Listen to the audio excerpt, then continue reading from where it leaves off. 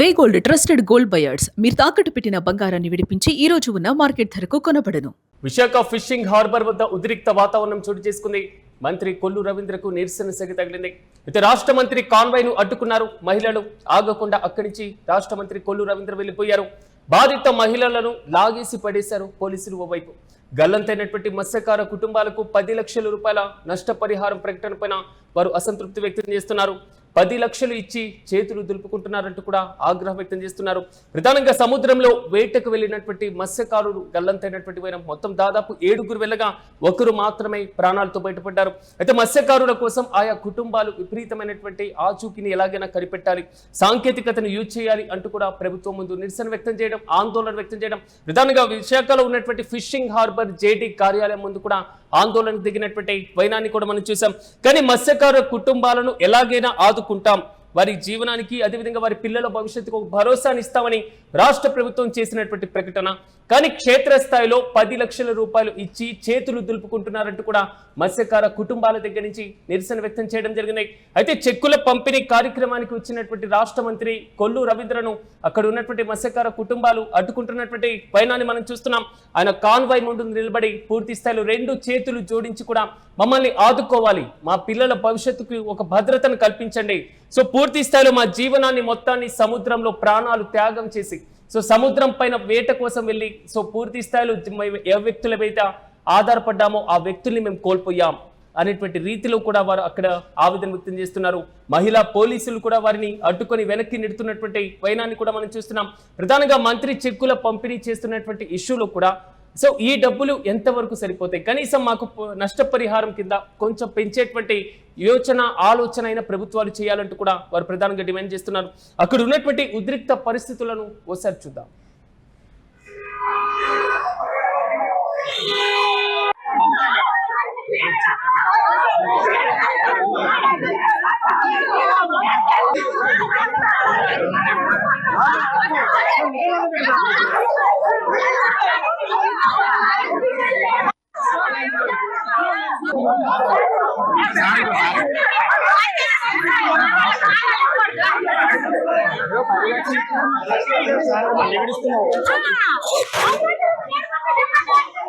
పిల్లల్ని చదివిస్తాను అనేసి వెళ్ళిపోయారు. మాకు ఇప్పటికొచ్చి ఏ ప్రూఫ్ ఇవ్వలేదు. చచ్చిపోయిన బాడీలు కూడా మాకు అబ్జర్వ్ మేము 10 లక్షలు కమ్మేసుకున్నామా. పింఛనీలు ఇవ్వట్లేదు మాకు. పింఛనీ డెత్ సర్టిఫికేట్ కూడా ఇప్పటికొచ్చి ఇవ్వలేదు. మాకు 10 లక్షలు ఇచ్చి ఇంతకు ముందు మీకు ఎవరైనా ఇచ్చారని అడుగుతున్నారు. మేము ఎలా బతకాలి? మేము రోడ్డు మీద పడిపోవాలా? 2 పిల్లలు నోరులేని పిల్లలు పెట్టుకుని మేము రోడ్డు మీద పడిపోవాలా? మాకు పింఛనీ అనేవాళ్ళు మాకు జాబ్లనే ఇచ్చాలి. మేము చేసుకొని మా కాళ్ళ మీద మేము బతుకుతాము. ఎలాగో చచ్చిపోయిన వాళ్ళు ఇంక తిరిగి రారు. మాకంటే ఏదో చూపించకండి. 10 లక్షలు ఇచ్చి వెళ్ళిపోతుంది. మేము ఇప్పుడు 10 లక్షలు ముఖం చూడలేదా? మేము 10 లక్షల కోసం మొగలు అమ్మేసుకుందాం చెప్పండి. వాళ్ళు బతుకు. ఇది మత్స్యకార కుటుంబాల యొక్క ఆందోళన. ఇక ఇదే అంశంపై మరింత సమాచారం మా ప్రతినిధి రవి అందిస్తారు. రవి చెప్పని రాష్ట్ర మంత్రి కొల్లు రవీంద్ర అక్కడ పర్యటించడం, పూర్తి స్థాయి ఆ కుటుంబాలు అడ్డుకుంటున్నటువంటి వైనం, కొంతవరకు ఉద్రిక్త పరిస్థితులు కూడా చోటు చేసుకున్నాయి. పూర్తి అప్డేట్స్ ఏంటి? ప్రెజెంట్ అక్కడ ఏ విధంగా ఉంది సిచ్యువేషన్? ఈ నెల 1వ తేదీ నాడు విశాఖపట్నం సముద్ర తీరం నుంచి చేపల వేటకని వెళ్లిన 7గురు మత్స్యకారులు, అందులో 6గురు గల్లంతైన విషయం మనకు తెలిసిందే. గడిచిన 94 గంటలుగా వారి ఆచూకీ కోసం ఎంత గాలింపు చర్యలు చేపట్టినప్పటికీ కూడా ఎలాంటి ఫలితం కూడా కానరాలేదు. చివరికి రాష్ట్ర ప్రభుత్వం తరఫున ఈ రోజు మంత్రి కొల్లు రవీంద్ర విశాఖపట్నం వచ్చి బాధిత 6గురు కుటుంబాలకు 10 లక్షల చొప్పున చెక్కులు అందజేయడానికి ఆయన వచ్చారు. 5 లక్షలు ఏమో మన మత్స్యశాఖ నుంచి, మరొక 5 లక్షల రూపాయలు సీఎం రిలీఫ్ ఫండ్ నుంచి అందిస్తున్నామని, దేశంలో మరి ఎక్కడ కూడా ఏ రాష్ట్రంలో కూడా ఇలా చేయలేదని, ఫస్ట్ టైం ఆంధ్రప్రదేశ్ లో అందిస్తున్నామని ఆయన చెప్పడం అనే దాని మీద విపరీతమైనటువంటి నిరసన వ్యక్తమైంది. బాధిత కుటుంబీకులందరూ కూడా కొల్లు రవీంద్ర వాహనాన్ని అడ్డుకొని తమకు న్యాయం జరిగేంత వరకు కూడా ఇక్కడి నుంచి వెళ్ళడానికి ఒప్పుకోమని, 10 లక్షల రూపాయలు మా కుటుంబీకులు జీవితం అంతా కూడా 10 లక్షల రూపాయలకి వాళ్ళు బతుకుని పెట్టారా, వాళ్ళ ప్రాణం ఖరీదు 10 లక్షల రూపాయల అని చెప్పి నిలదీయడం జరిగింది. ఆయన కారుని అక్కడ నిలిపివేసి వారందరూ కూడా ఆందోళనకు దిగారు. చేపలు పట్టే వాళ్ళ జీవితాలంటే మరీ అంత చేతకాని వాళ్ళలాగా అయిపోయిందా అన్నట్టుగా కూడా ప్రశ్నలు అడిగిన పరిస్థితి అక్కడ ఏర్పడింది. దీనికి ఎలాంటి సమాధానం చెప్పకుండా కొల్లు రవీంద్ర, అలాగే స్థానిక శాసనసభ్యుడు వంశీకృష్ణ శ్రీనివాస్, ఇతర అధికారులు కూడా అక్కడ నుంచి వెళ్లిపోయిన వైనాన్ని మనం కల్లారా చూసింది. కానీ రవి, ప్రధానంగా వారి దగ్గర నుంచి వచ్చినటువంటి డిమాండ్ పైన మంత్రి ఏమైనా సానుకూలంగా స్పందించారా, లేదా ప్రభుత్వంతో చర్చలు జరిపి ఏదైనా కీలకమైనటువంటి నిర్ణయం తీసుకుంటాం అనేటువంటి రీతిలో ఏమైనా స్పందించేటువంటి అవకాశం ఉందా? అలాంటి పరిస్థితి కనబడిందా? దీనిపైన అధికారులు, ప్రజాప్రతినిధులు చెప్తుంది ఏమిటంటే మత్స్యశాఖ సంబంధించి కొన్ని నియమ నిబంధనలు ఉన్నాయి. ఇప్పుడు వాళ్ళు గల్లంత అయినట్టుగా ఉండడంతో మిస్సింగ్ కేసు నమోదు చేశాము. ప్రస్తుతానికి తాత్కాలికంగా ఈ నష్టపరిహారాన్ని అందించాము అని చెప్తున్నారు. కానీ వాళ్ళకి శాశ్వత ప్రాతిపదికన నష్టపరిహారం అందాలంటే 7 సంవత్సరాల పాటు ఆగాలని, ఇది న్యాయ వ్యవస్థలో ఉన్న ఒక సెక్షన్ ప్రకారం ఆ మనిషి మృతదేహం అనేది లభ్యం కాకపోతే 7 ఏళ్ల వరకు వేచి ఉన్న తర్వాత 7 ఏళ్ల తర్వాత అతడు చనిపోయినట్టుగా నిర్ధారించి అప్పుడు ఉన్న పరిస్థితులను బట్టి అప్పుడున్న ప్రభుత్వాలు నిర్ణయం తీసుకున్న వాళ్ళకి నష్టపరిహారం ఇస్తాయని చెప్తున్నారు.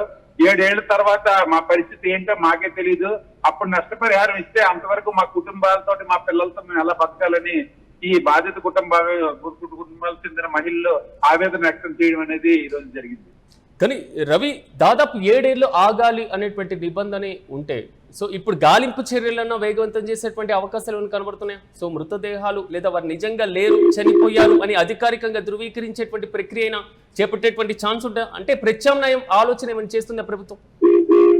దీని మీద ఇప్పటికే పలువురు అధికారులని మనం ప్రశ్నించగా, యూటీవీ ప్రశ్నించగా వాళ్ళు దానికి చెప్పిన సమాధానం ఏమిటంటే సెర్చ్ ఆపరేషన్ అనేది ఎక్కడైనా సరే 72 గంటల పాటే చేస్తారని, అంతకు మించి చేయడానికి అవకాశం లేదని, ఆదివారం ఉదయం నుండి బుధవారం ఉదయం వరకు కూడా సెర్చ్ ఆపరేషన్ అనేది నిరాటంకంగా సాగిందని, అయినా అలాంటి ఫలితం లేకుండా పోయిందని, మునిగిపోయిన బోటు ఆచూకీ తెలియలేదు, అలాగే మిగతా 6 తాలూకు ఆచూకీ కూడా తెలియలేదని, ఇప్పటికే ఒడ్డుకి వేరే కార్గో షిప్ ఆశ్రయించి ఒడ్డుకొచ్చిన కారే చిన్న బోటు యజమాని చెప్పిన వాంగ్మూలం ప్రకారం వాళ్ళు చనిపోవడానికి ఎక్కువ అవకాశాలు ఉన్నాయని, ఒడ్డుకు వచ్చే అవకాశాలు అసలు లేవనే విషయం మీద అధికారులు ఒక నిర్ణయానికి వచ్చి ఇది తాత్కాలిక ప్రాతిపదికన 10 లక్షల రూపాయలు అందిస్తున్నట్లుగా తెలియజేశారు.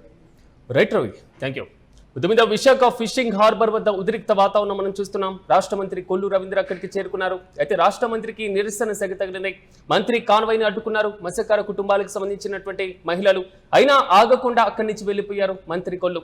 బాధిత మహిళలను లాగిపడేశారు అక్కడ ఉన్నటువంటి పోలీసులు. ప్రధానంగా గల్లంతైనటువంటి మత్స్యకార కుటుంబాలకు 10 లక్షల రూపాయల నష్టపరిహార ప్రకటనపై కూడా వారు అసంతృప్తి వ్యక్తం చేస్తున్నట్లుగా తెలుస్తుంది. 10 లక్షలు ఇచ్చి చేతులు దులుపుకుంటున్నారంటూ కూడా వారు ఆగ్రహం వ్యక్తం చేస్తున్నారు. కనీసం వారి భవిష్యత్తు కోసం, వారి పిల్లల భవిష్యత్తు కోసం నష్టపరిహారాన్ని పెంచాలి అనేటువంటి ఆలోచన, ఆ డిమాండ్ ప్రధానంగా ఆ మత్స్యకార కుటుంబాల దగ్గర నుంచి వస్తున్నటువంటి వైనాన్ని మనం చూస్తున్నాం. దీంతో పాటుగా గల్లంతైనటువంటి మత్స్యకారులకు సంబంధించి దాదాపు ఏదైతే ఈ 7 ఏళ్ల నిబంధన ఉందో, ఈ నిబంధన కొంతవరకు అడ్డంకిగా మారినటువంటి పరిస్థితులు గతంలో చూసాం మనం. ఇప్పుడు కూడా అదే పరిస్థితి పునరావృతమవుతున్నటువంటి సిచ్యువేషన్. మరి ఇలాంటి సందర్భంలో 7 ఏళ్ల నిబంధన పక్కన పెట్టేసి, సో బాధిత కుటుంబాలకు సంబంధించిన చిన్న చిన్న పిల్లల భవిష్యత్తు కోసం, విద్య కోసం, వారి కుటుంబ పోషణ కోసం సముద్రమే ఒక ప్రధానమైనటువంటి ఆధారంగా బతుకుతున్నటువంటి ఆయా కుటుంబాలను ఆదుకోవాల్సినటువంటి అవసరం ఖచ్చితంగా ప్రభుత్వం పైనే ఉంది అనేది మాత్రం సామాజిక విశ్లేషకుల దగ్గర నుంచి వస్తున్న అభిప్రాయం.